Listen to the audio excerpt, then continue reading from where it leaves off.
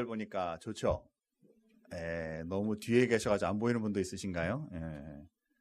이 파인애플을 보니까 꼭 폭탄같이 생겼어요. 그래도 이렇게 멋지게 이렇게 앞에 놓인 거 보니까 나중에 맛있겠다라는 생각도 들어요. 사랑하는 성도 여러분, 이 열매, 우리는 보면서 먹고 싶다, 맛있다라고 생각하지만 사실 이 열매가 맺어지는 데는 시간이 많이 걸리죠. 또 햇빛, 바람, 또 폭풍 속에서도 그죠? 다 견디며 이겨나가서 맺어지는 게 열매죠. 그래서 긴 시간 맺어오면서 이게 참 값지고 아름답다라는 그런 마음으로 우리 열매를 대하고 또 이것을 먹기도 하고 우리 생활에 사용합니다. 또 이렇게 추수감사주일에 이렇게 드리는 것도 오늘 우리가 읽은 본문 말씀에서처럼 처음 익은 것을 하나님 앞에 드리는 그 드림이 감사로 나타나는 것이죠. 그런데 우리 역사에 보면요, 우리 인간 역사에 보면 우리 인간 역사도 열매로 시작된 것을 볼 수가 있어요. 하나님께서 이 세상에 많은 모든 열매들을 다 먹을 수 있도록 하셨는데 딱 한 가지만큼은 못 먹게 하신 것이 있었어요. 그것이 뭐냐면 선알 걸 알게 하는 나무, 열매, 이것만큼은 먹지 마라 하나님이 그러셨죠. 그런데 사람들이 참 먹지 마라 그러면 호기심 가지는 것처럼 뱀이 별로 예쁘게 안 생겼어요. 그죠? 이 뱀이 보니까. 뱀이 하와에게 와서 야, 이거 먹어봐. 이거 먹으면 안 죽어. 하나님같이 돼. 라는 말에 하나님이 안 돼. 라고 말씀하셨던 것을 따먹게 되죠. 열매로 인해 인생이 달라진다라는 거예요. 그리고 성경에 보니까요, 인간들이 이걸 따먹고 나니까 하나님께서 바로 못하게 하신 것이 하나 있었는데 그게 뭐냐면 생명나무의 열매는 못 먹게 하셨어요. 그전에는 죄를 짓기 전에는 생명나무 열매뿐만 아니라 모든 것 다 먹을 수 있었는데 죄를 딱 짓는 순간에 하나님과 딱 약속을 어기는 순간에 생명나무 열매는 먹지 못하도록 하나님이 막으신 것을 보게 되죠. 그런데 이 생명나무의 열매는 에덴 동산에서 있는 나무의 열매가 아니라 이제 하나님께서 맺어가실 열매로 성경에 계속 나타나는 걸 볼 수가 있어요. 사람들이 이렇게 하나님과의 약속을 딱 어기는 순간에 결과가 어떻게 됐어요? 하나님을 떠날 수밖에 없었어요. 떠난다라는 의미는 우리 인생이 죽었다라는 뜻과 같아요. 육신은 아직 안 죽었어요. 그런데 하나님과 이제는 같이 살지 못하는 존재로 분리되는 순간 우리는 영원히 죽은 존재, 하나님과는 멀어진 존재로 살 수밖에 없다는 것이죠. 죽은 것이. 한번 따라서 하시죠. 죄는 하나님으로부터 멀어지게 한다. 자, 결국 사람이 하나님으로부터 멀어져, 다시 말해서 영적으로 죽은 우리들은 스스로 살아날 방법이 없다는 거예요. 성경에 이것을 대신하여 해결해 주신 분이 바로 예수 그리스도시라 그러고, 그리고 이것은 십자가의 죽음과 또한 부활로 우리에게 첫 열매, 생명의 첫 열매가 되셨다라고 성경이 말하죠. 고린도전서 15장 20절에 보니까 이렇게 말씀합니다. 그러나 이제 그리스도께서 죽은 자 가운데서 다시 살아나사 잠자는 자들의, 죽은 자들의 첫 열매가 되셨도다. 사랑하는 성도 여러분, 하나님과 열매를 먹음으로, 하나님이 약속해서 먹지 못하게 한 그 열매를 먹음으로 우리가 죄를 짓고 하나님으로부터 죽은 자가 되었는데, 이제 예수님께서 우리를 위하여 죽었다가 살아나심으로, 분명히 우리를 위하여 죽었다가 살아나심으로 우리들의 죽음의 첫 열매가 되셔서 우리를 살게 하시는 그 은혜를 열매로 표현하고 있다는 사실이죠. 우리가 이 세상 살아가면서 또 특별히 오늘 추수감사주일에 드릴 많은 감사의 조건들이 있지만 그 중에 가장 먼저 주님 앞에 드려야 될 것은 뭐냐면, 하나님이 나를 구원해 주셔서 생명의 열매를 먹게 하신 것, 하나님을 믿고 하나님의 자녀가 되게 하신 것, 나를 영적으로 살아나게 하신 것을 감사하는 열매를 주님께 드려야 할 것이다라는 거예요.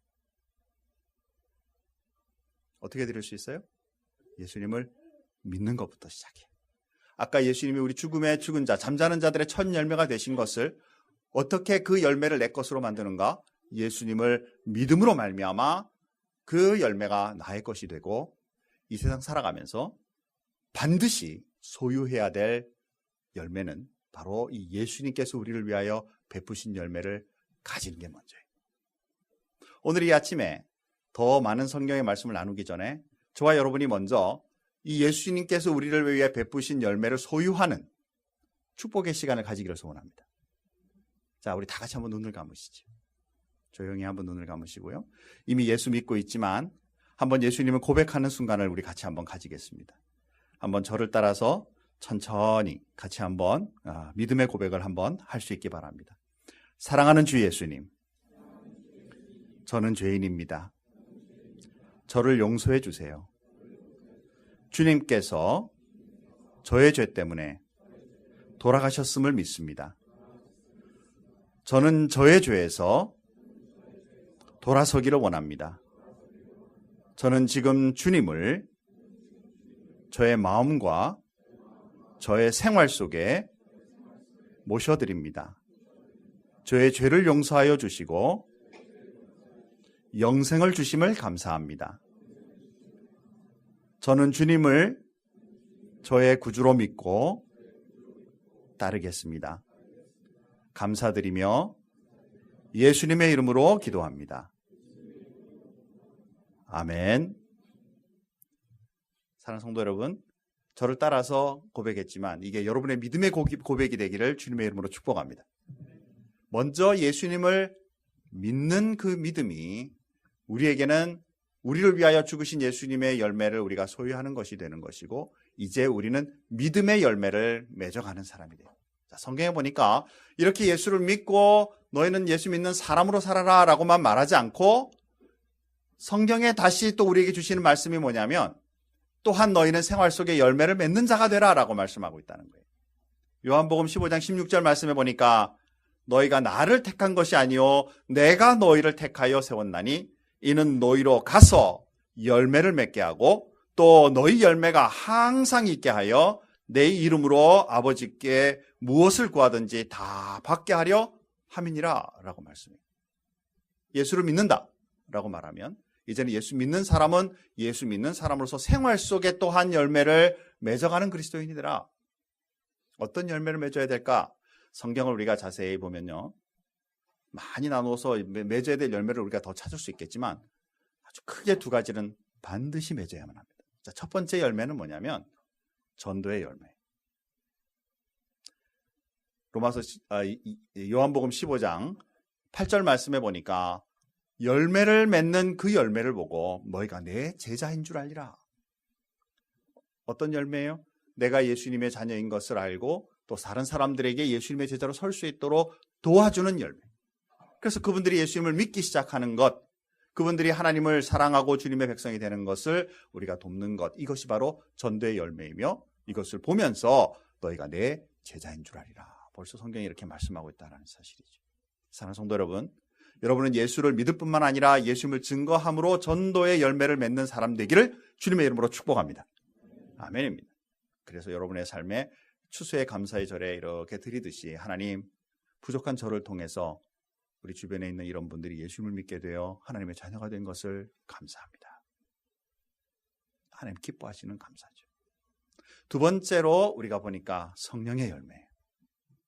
갈라디아서 5장 22절에 23절에 보니까 사랑, 희락, 화평, 오래 참음, 자비, 양선, 충성, 온유, 절제, 9가지의 성령의 열매를 말하고 있죠. 이 성령의 열매를 내가 노력해서 맺으려면 너무너무 힘들죠. 그죠? 사람 속에 미워하는 사람 자꾸 있는데 사랑하래. 억지로 사랑하려고 하면 이게 부담이 확 되잖아요. 그죠? 마음에 평강이 없는데 막 평강을 가지래. 그죠? 이거 열매 맺어가기 쉽지 않죠? 그런데 이게 내가 맺는 것이 아니라 성령에 주시는 열매로 맺으라. 어떻게 하면 될 수 있을까요? 하나님께 접붙임 바 되어 하나님 앞에 속한 사람이 되면 되는 거예요. 내가 노력해서 맺으려고 양분이나 수분이나 모든 걸 다 먹으려고 하는 것이 아니라 성령께서 공급해 주시는 것을 따르기만 하면 되는 거예요. 여러분, 믿거나 말거나 요 앞에 텐저린을 잔뜩 따다가 놨어요. 이번 해에 우리 집 앞에 난 텐저린이에요. 오늘 드시면서 하나님께 감사하는 축복의 시간이 되면 좋겠습니다. 이번 해에요, 작년까지만 해도 이 꽃이 별로 안 났거든요. 그런데 이번 해 꽃이 엄청 많이 났어요. 제 와이프 말에 의하면 수백 개가 난 것 같아요.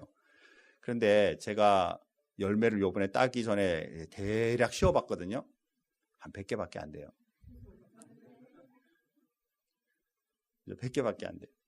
그래서 아무튼 잔뜩 따다가 이제 우리 성도님들이랑 같이 나누고 싶어서 가져왔는데, 성령의 열매를 맺기 위해서는 나무가 좋은 나무가 돼야 돼요. 우리가 성령의 열매를 맺기 위해서 노력하는 것보다 하나님의 귀한 자녀로서 하나님께 접붙임 바 되어 하나님이 주시는 은혜로 생활 속에 살아가게 되면 자연스럽게 맺어지는 열매가 될 줄 믿는다는 거예요. 더 중요한 것은 뭐냐면요, 이 텐저린, 이 귤을 자기 나무가 맺은 다음에 자기가 먹어요? 아니면 저와 여러분이 드세요? 질문이 잘못됐군요. 답이 없는 거 보니까.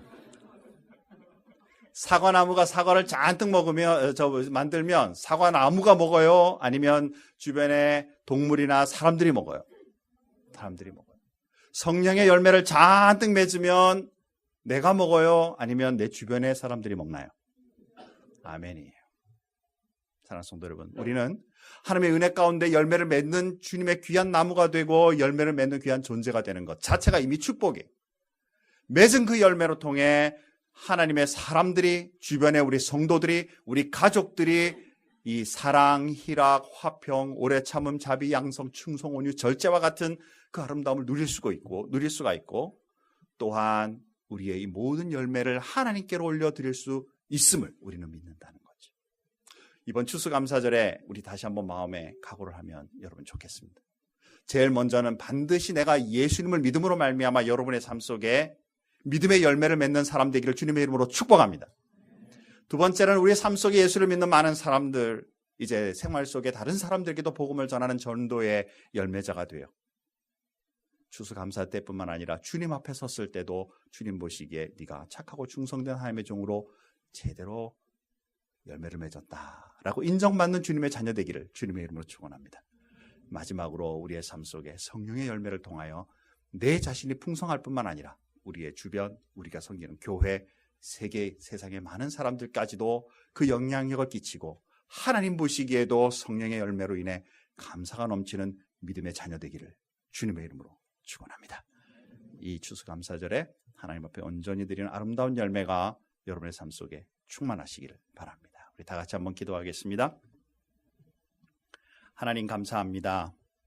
열매로 인하여 타락한 우리들을 예수님께서 몸소 행하심으로 이 죽음의 권세를 깨뜨리시는 첫 열매가 되시고, 또 믿는 우리들에게도 그 열매를 소유하게 하여 주셔서 믿음의 사람으로 살게 하여 주시며, 또한 이제 우리들에게도 동일하게 또한 열매를 맺으라고 말씀하시는 말씀들을 우리가 생각해 보았습니다. 우리 사랑하는 모든 성도님들과 우리 어린아이들에게 우리가 이 열매를 먹고 또 이렇게 그것을 누릴 때마다 이거 나를 위해 존재하는 아름다운 거야 라고 생각하기보다 더 넘어서서 나도 많은 이웃과 세상의 사람들, 특히 하나님께 열매를 맺어가는 사람으로 살고 싶어 라고 생각하며 주님 앞에 드려가는 우리의 삶이 되게 인도하여 주옵소서. 이번 한 해를 우리가 지나며 하나님 돌아보면 많은 은혜들이 있고 주님께서 우리와 함께 하심이 있음을 고백합니다. 주님께 우리의 생활에 늘 넉넉히 채우신 하나님의 사랑과 은혜를 감사하는 이 기간이 되게 하여 주시고, 또 우리가 삶 속에 많은 사람들에게 이 넉넉함을 나누어 주는 그리스도인이 되게 하여 주셔서 성경에 말씀하는 그 열매들을 맺어갈 수 있게 도와주옵소서. 우리 큰빛교회를 축복하여 주셔서 이 지역과 세상 세계를 향해 하나님의 말씀 그 사랑을 펼쳐가는 귀한 교회로 성장할 수 있도록 하나님 인도하여 주옵소서. 감사하며 예수님의 이름으로 기도하옵나이다. 아멘.